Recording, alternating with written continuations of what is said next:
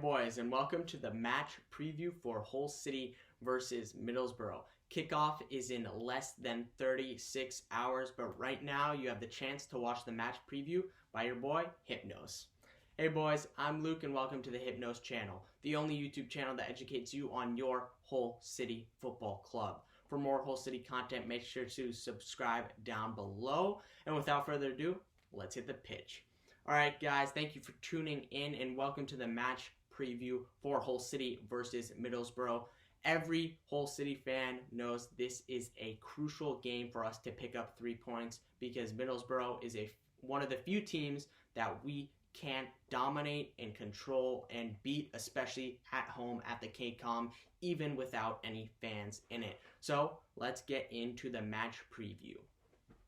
So the injuries for Middlesbrough are their starting left back Hayden Coulson is coming back into their starting 11 after missing their 2-0 win against Stoke City. Hull City does not have any players returning from injury. We do not have any injuries, so that is good news. Out in the formations, what the two teams are going to trot out this Thursday. Middlesbrough are probably going to go out in a 4-4-2. Stogovic in goal, Spence, Fry, Friends, Collison, then wing, Howsam, McNair, Roberts, and Tavernier and Ashley Fletcher up top as their big boy strikers. I want to touch on Ashley Fletcher later on in this video. The big boy striker from Sunderland and Manchester United is definitely worth looking into.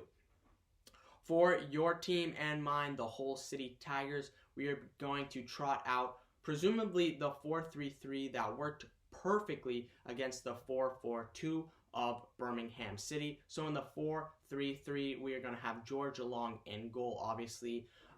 Matthew Pennington, Jordi Device, Reece Burke, Callum Elder in our back four, Lito Silva Lopez, Daniel Batty, and Herbie Kane in the midfield. Then James Scott on the left, Mallik Wilks on the right. If we pick up his loan to buy clause, I'm going to touch on that further. You guys know I'm a big Mallik Wilks fan. However, if we do not pick up his loan to buy clause, we will trot out Keane Lewis Potter at the right wing. And then regardless, we will have Josh Mangus up top because he has secured the starting striker position. I'll also touch on that later. So right into the match preview. Ashley Fletcher scored for Middlesbrough against Stoke City last Saturday. The big-bodied striker from Sunderland and Manchester United's youth program has 36 appearances under his belt with 9 goals and 5 assists. A very good stat line for a lower on the table championship team starting striker. I wish we had Josh Mangus or Tom Eves or Martin Samuelson or not James Scott. He's primarily a left wing nowadays and he's been hurt. But I wish we had a striker with that stat line, even though that's not saying too much. However, in order to stop Ashley Fletcher and Lewis Wing, who plays in the midfield, those are Middlesbrough's leading to goal scorers and leading to assist makers. Jordi Device and Reece Burke have to be perfect in the back, and our marking as a whole, as a defense, has to be perfect because in the Birmingham City game, our marking was our undoing.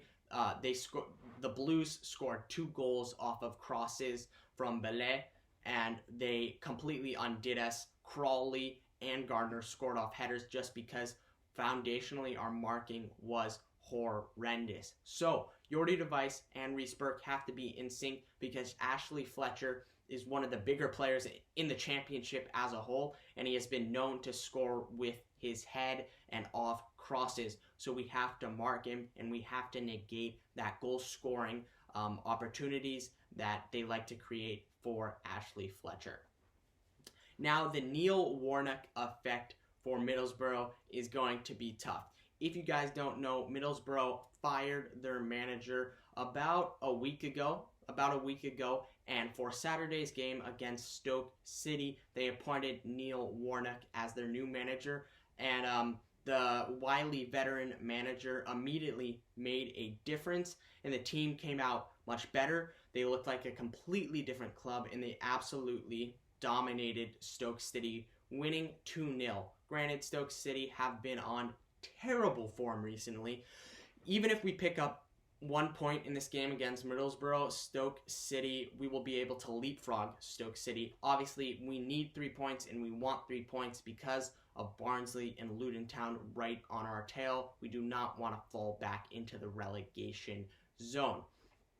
So basically, we need 3 points, and the Neil Warnock effect for Middlesbrough is not a good sign for us Hull City fans. He's been able to transform this club into a different club, a much better club, which is very, very dangerous. But Stoke City is nothing like Hull City. Obviously, we've been in bad form as well. However, if we play like we did against Birmingham City, we can give Middlesbrough a nasty surprise and come away with 3 points at our home turf in the KCOM. So, but like I said, a big issue for us is that after Luton Town, we have conceded the most goals this season. The defense has been hurt. That should be noted. Reece Burke has been out for extended periods of time. Jordi de Wijs has been nicked up couple of times. Eric Legit has been out lots and lots of time. Obviously, is not with the club anymore. Angus MacDonald has missed practically the whole season.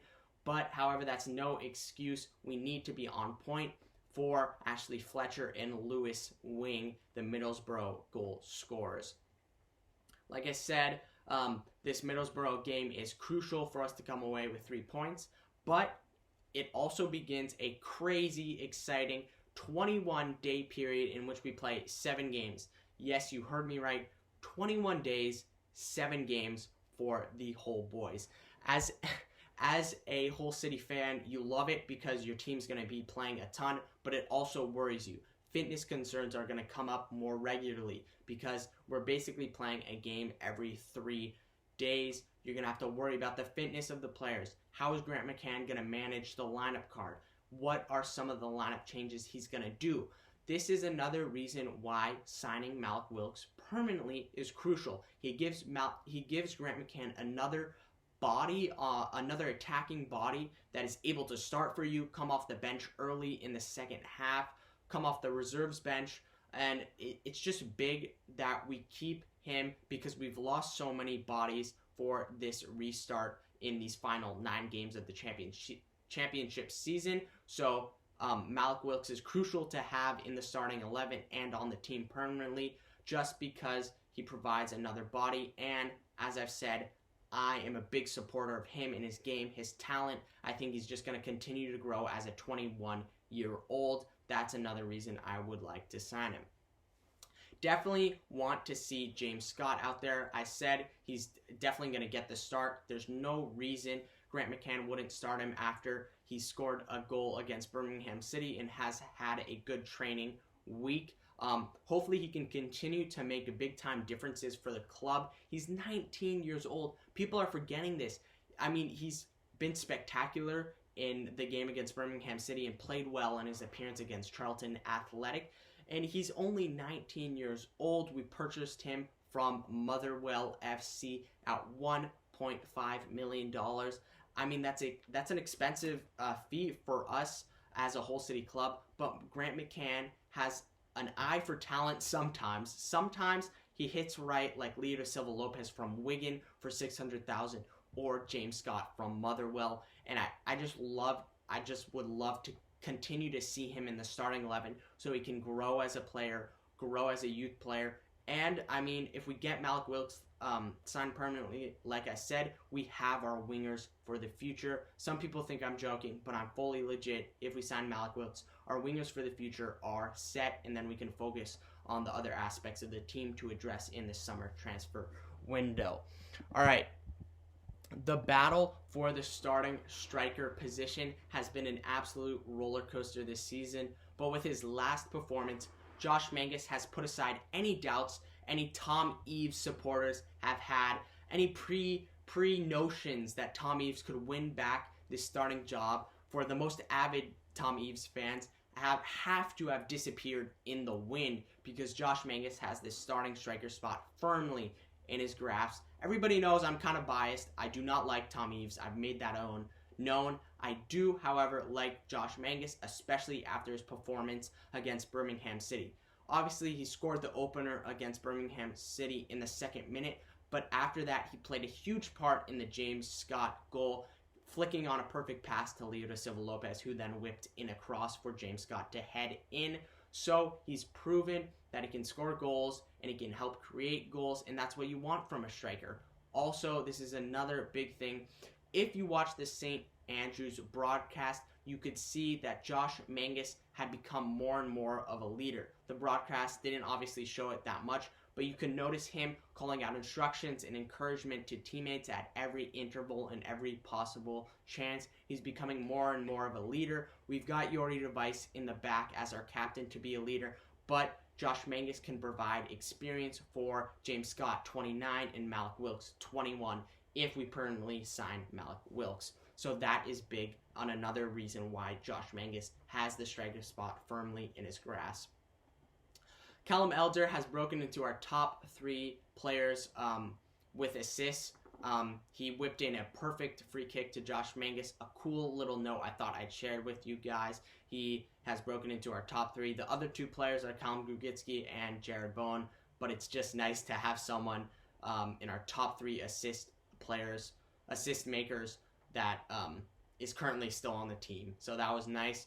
But like I said about the necessity to win this game against Middlesbrough, we have West Brom coming up on Sunday and several mid-table teams that are in form, like that are playing in good form teams. Bristol City, Millwall after West Brom. So it's absolutely crucial that we pick up 3 points at the KCOM against Middlesbrough. We can't even afford a draw because Luton Town are right on our heels. Barnsley are also right on our heels, and they're both getting good results. Luton Town successfully got a point away from Leeds United today.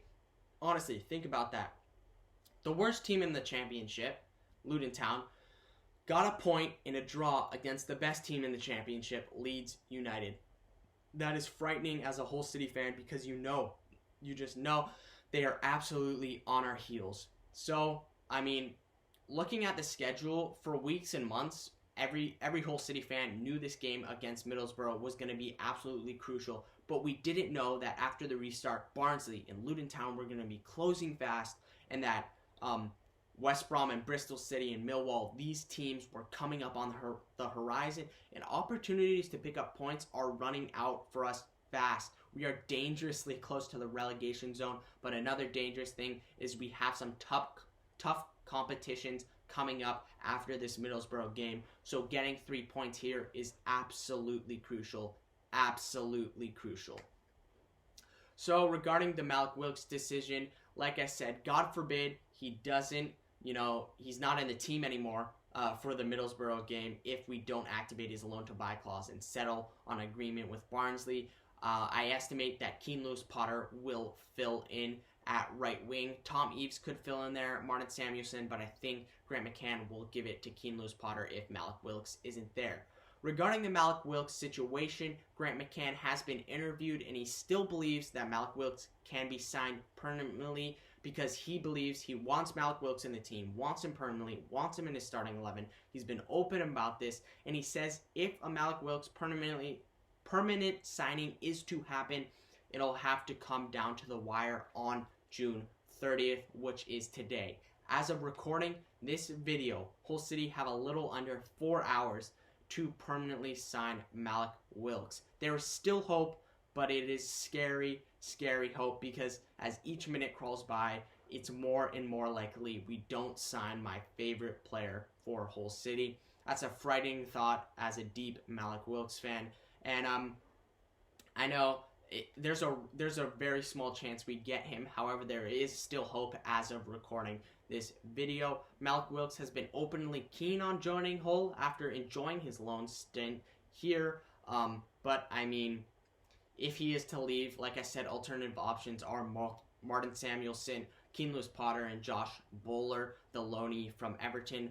But but I do not want him to leave. I repeat, I want us to sign him permanently. A lot of people don't, but I do. I think if we do, we'll have our wingers for the future, which is something that is very important to me. So I'll be checking the Hull City news reports every minute, hoping to see news that we have re-signed Mallik Wilks. But that about wraps up my match preview for Hull City versus Middlesbrough. That is in a little under 36 hours. I cannot wait till kickoff, and make sure to stay tuned after the game to see my match reaction plus analysis.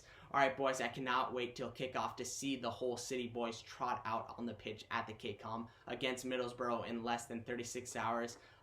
Can't wait, and make sure you guys watch, and make sure to watch my last video and subscribe right here or down below. So I can't wait to see the Hull City boys, and peace out, boys.